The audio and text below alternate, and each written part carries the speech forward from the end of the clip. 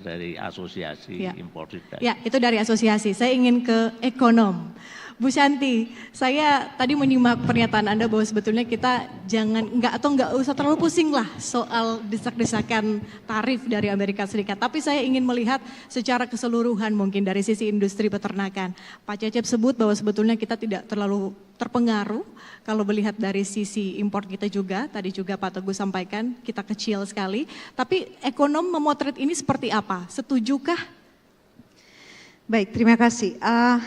Saya ada satu slide mungkin bisa dibantu di share di layar. Jadi begini Mbak, seharusnya itu kita berterima kasih sama Trump. Ini saya mau quote, berterima kasih ke Trump. Dia membangunkan kita dari tidur yang sangat lama kayaknya nih.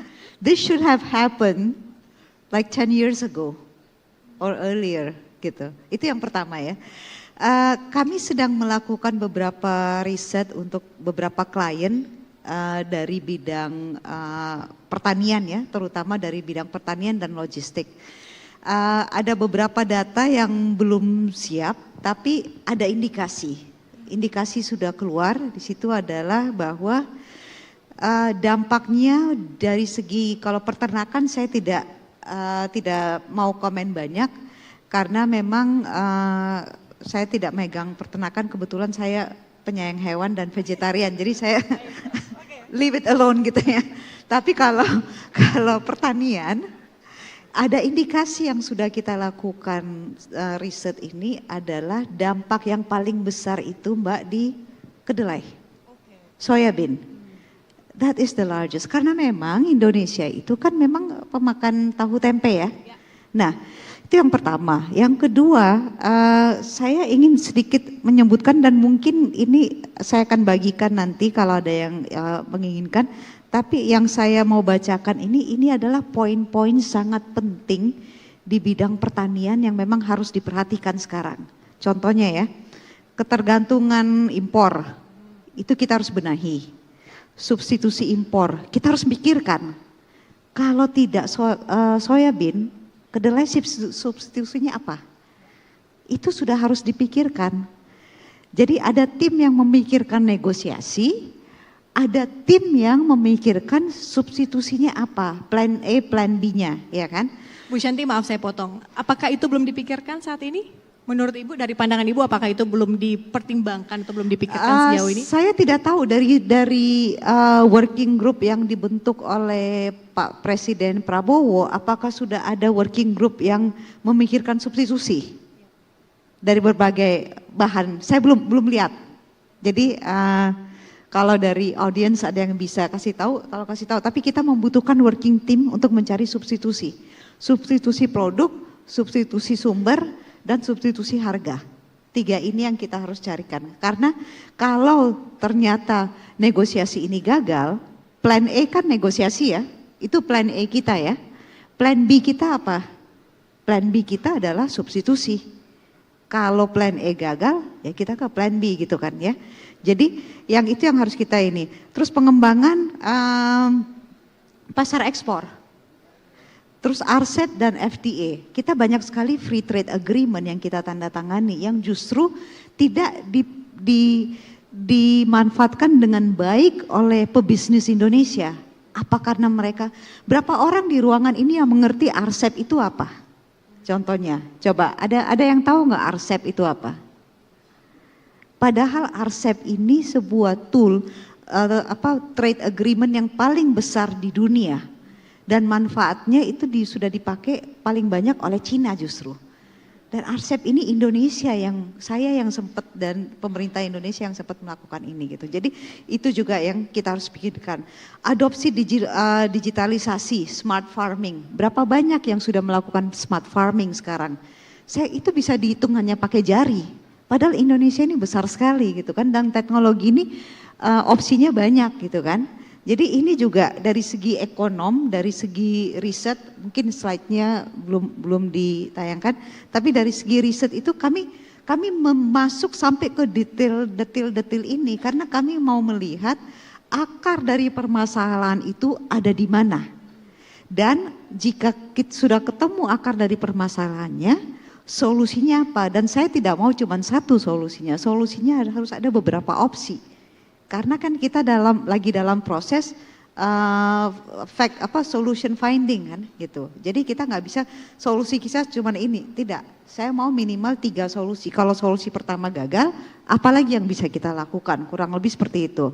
Gitu. Terus ada rantai pasok yang terintegrasi. Kita belum terintegrasi juga secara keseluruhan, Mbak. Terus ada lagi kemitraan kecil dengan industri besar. Berapa banyak industri-industri kecil ini mitra dengan yang besar gitu kan. Terus ada lagi kesadaran lingkungan, produk-produk ramah lingkungan. Kalau kita mau ekspor, orang tidak mau pestisida yang beracun atau apa gitu. Jadi kita harus memikirkan ini juga gitu kan. Ada banyak sekali misalkan permintaan produk berkelanjutan. Kadang-kadang kita cuma bisa supply 1 bulan 2 bulan habis itu berhenti. Padahal kan kalau kita bicara bisnis, kita bicara ekspor itu harus continuous kan. Tidak bisa 1 kali 2 kali terus petani kita sudah dapat uang terus dia pikir udah cukup gitu. Terus uangnya habis terus baru dia mulai bekerja lagi. Karena ini juga tergantung dari mental kita sendiri. Sudah dapat uang, kita pergi menikah lagi atau apa terus balik duitnya udah habis baru kita cari kerja lagi. Padahal kan kalau di luar negeri orang bekerja terus gitu. Ada continuity. Dan ada permintaan produk berkelanjutan juga. Demand kita untuk kalaupun ekspor itu terjadi dari segi pertanian biasanya tidak continuous. Karena apa? Kualitasnya yang melonjak. Bulan ini bagus, bulan depan tidak. Kuantitasnya juga tidak ini. Ini yang kami sangat memperhatikan. Daerah mana, produsen mana, perusahaan mana yang menjaga konsistensi seperti ini. Nah, ini banyak sekali daftar-daftar yang saya miliki di sini. Mungkin kalau teman-teman ada yang menginginkan bisa saya share dengan free. Tapi ini poin-poin atau touch point yang sangat kritis yang harus kita perhatikan sekarang. Mumpung kita udah bangun gitu, Mbak. Makasih. Oke, saya ingin highlight tadi soal substitusi ya. Saya mau ke Pak Cecep dulu deh. Pak Cecep, sudahkah mungkin Kadin dan juga pemerintah berkoordinasi mungkin ya, atau mungkin membahas soal peluang-peluang itu kita substitusi produk atau apapun yang bisa kita disubstitusi. Sudah adakah pembicaraan soal itu?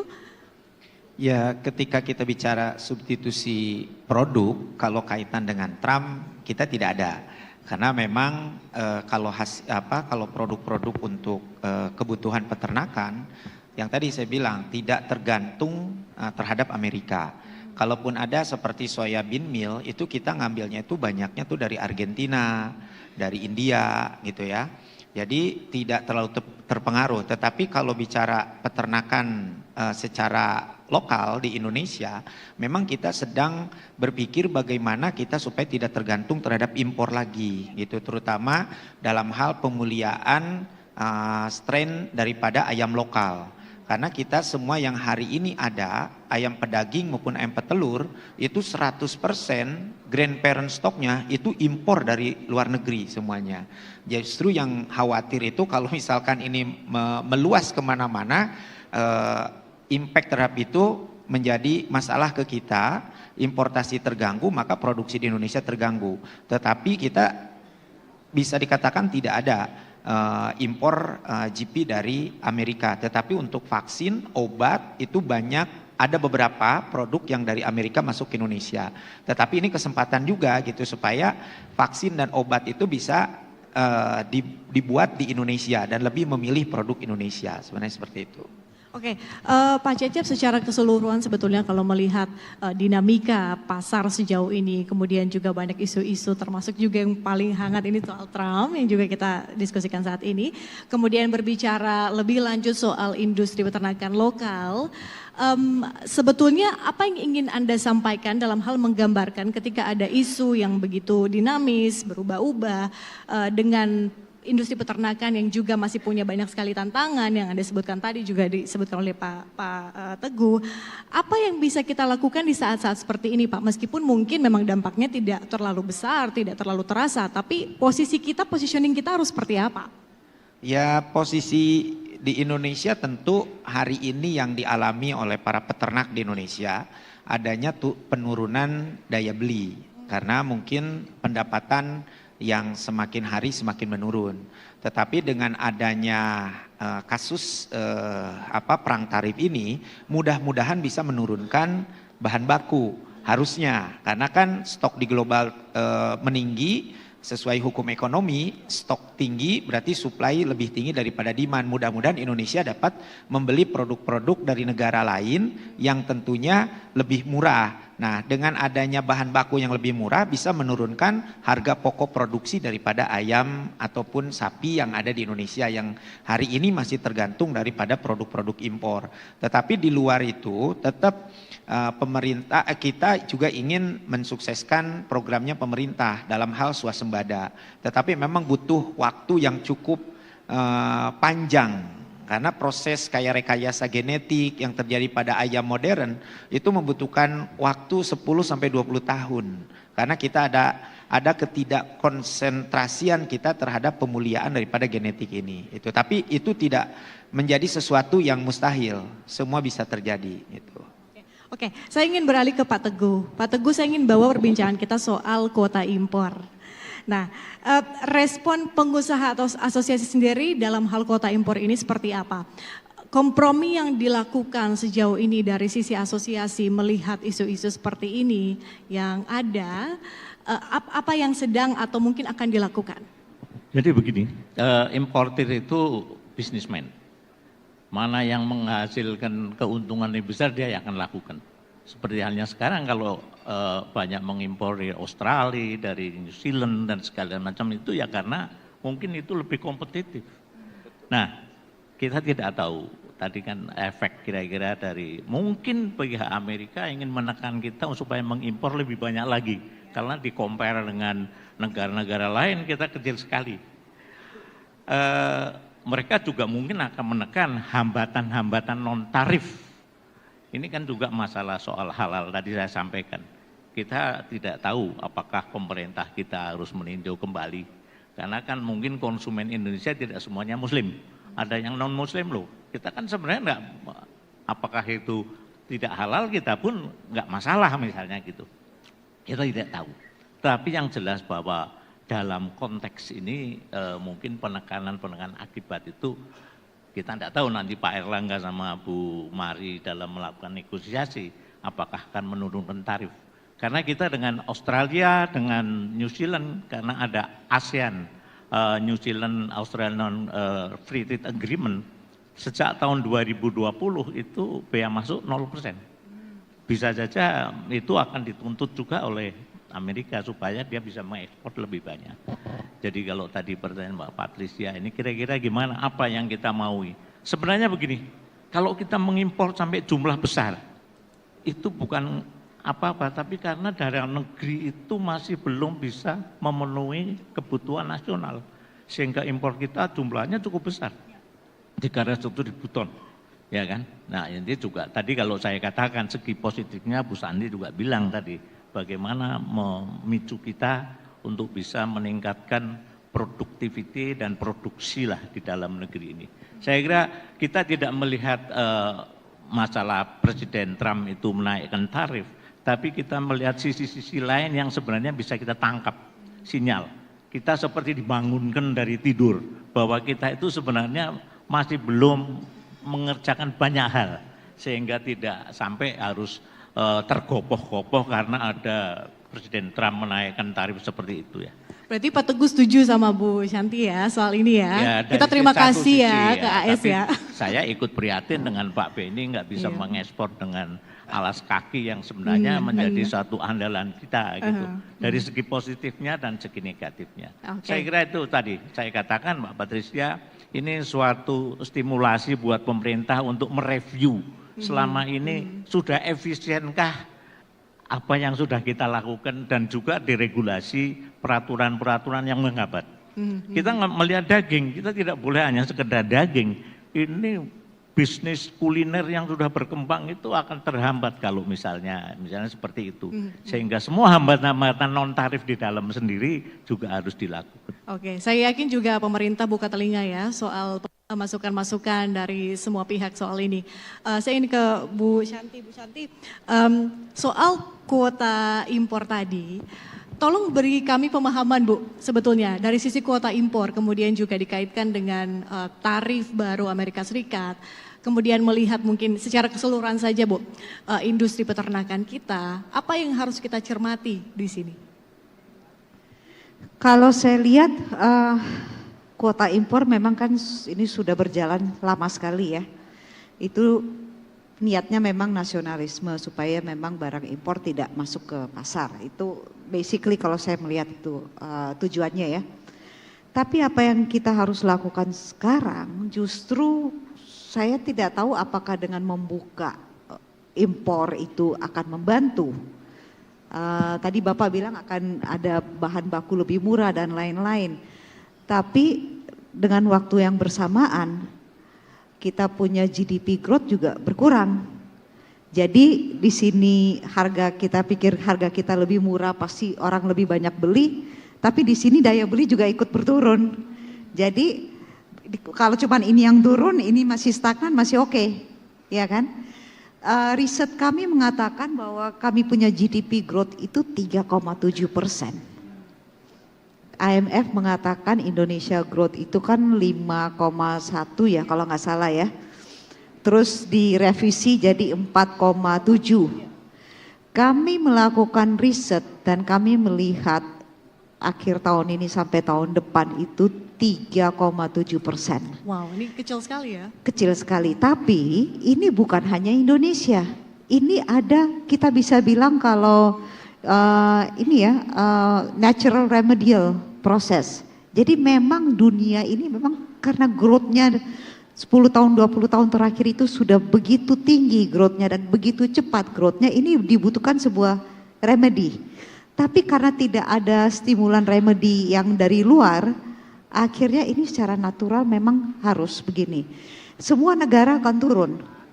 Jadi bukan hanya Indonesia saja, semua negara akan turun. GDP growth 3,7%, kalaupun raw material murah, barang-barang jadi murah, sekarang saja saya melihat orang-orang sudah tidak mau spending begitu banyak. Jadi berarti orang sudah masuk ke cautious mode, harus berhati-hati. Nah, apa yang harus dilakukan di Indonesia di sini adalah kalau bisa yang belum saya lihat belum maksimal juga di sini adalah diversifikasi pasar misalkan. Terus recycle produk. Ini kan recycle kita bisa melakukan sendiri sebenarnya gitu. Hasil pertanian kita bisa dipakai untuk peternakan, which is sering sekali malah dibuang. Tidak kita tidak membuat sebuah circular economy sendiri.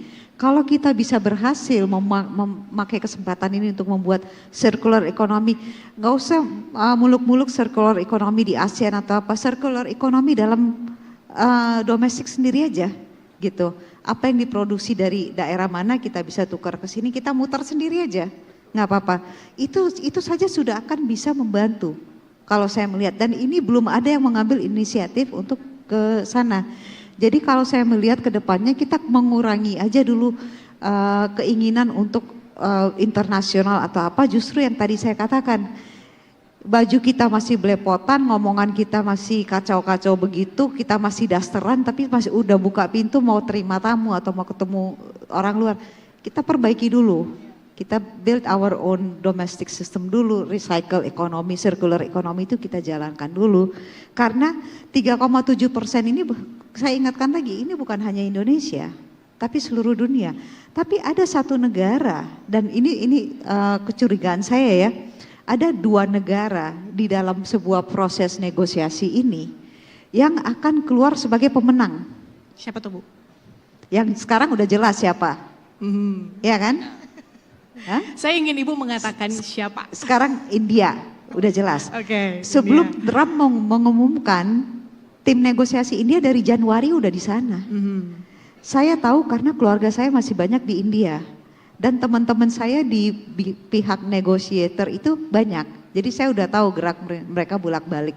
Kebetulan kami juga punya kantor di Amerika. Jadi saya memantau itu terus.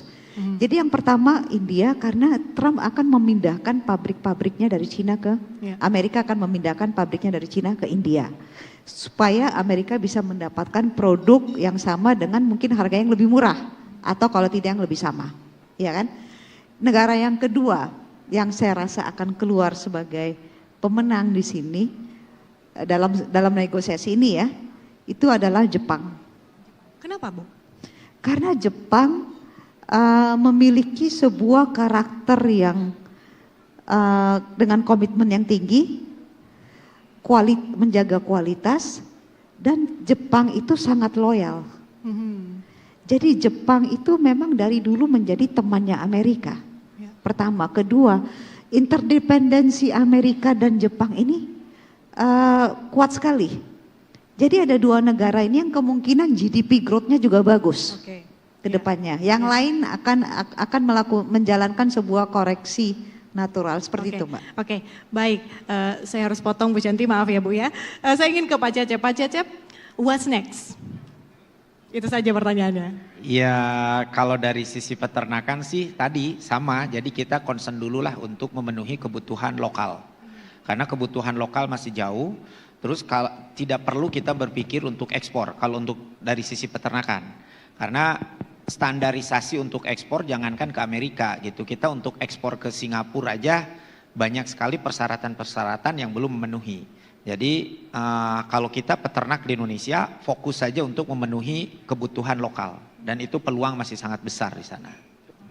Baik, saya ke Pak Teguh karena waktu kita sangat terbatas, kita sebentar lagi harus masuk di sesi tanya jawab. Pak Teguh, jika Anda sedang berhadapan dengan Pak Presiden Prabowo saat ini, apa yang asosiasi ingin sampaikan? Saya hanya mencoba untuk menyampaikan bahwa dalam masalah peternakan khususnya untuk daging, memang kita tidak punya pilihan lain, harus melakukan suatu upaya-upaya maksimal. Udahlah kita tinggalkan slogan-slogan, jargon-jargon, tapi bagaimana semua itu tadi sampaikan Bu Santi, come true, bisa menjadi kenyataan. Sebenarnya ada hal yang positif. Pak Prabowo kemarin menyatakan adanya tidak ada kuota-kuota. Karena kuota-kuota itu sebenarnya adalah hambatan-hambatan dalam perdagangan bebas. Kita memang harus menerjunkan masyarakat kita, termasuk juga peternak kita, untuk meningkatkan efisiensi dan juga kualitas. Cara semacam inilah, kita tidak bicara short term, kita bicara long term. Kalau saya katakan bahwa kita itu tadi bukan dikejutkan ya, diingatkan sebenarnya dengan adanya ini bahwa kita sudah harus mulai melakukan suatu review terhadap apa-apa ke depan 10 tahun atau 20 tahun ke depan untuk menghindari jangan sampai kita menjadi tergopoh-gopoh tadi saya katakan pada saat ada satu negara yang melakukan suatu kebijakan. Nah inilah yang saya maksudkan, kita prepare untuk paling tidak, tapi betul kita itu memang harus berpikir untuk berdikari meskipun dalam kenyataan berdikari secara mutlak itu tidak ada. Saya kira itu yang penting. Oke, baik. Saya ke Bu Shanti. Bu Shanti, 1 menit terakhir sebelum kita sesi tanya jawab. Pertanyaan yang sama Pak Cecep. What's next, Bu?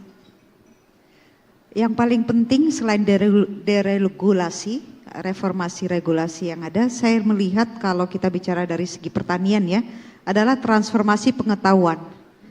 Karena di bidang pertanian dan peternakan sendiri, pengetahuan kita itu makin turun mengenai teknologi.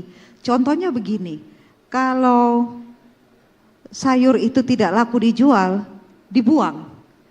Padahal itu kan bisa difermentasi, dibikin kimchi atau dibikin acar.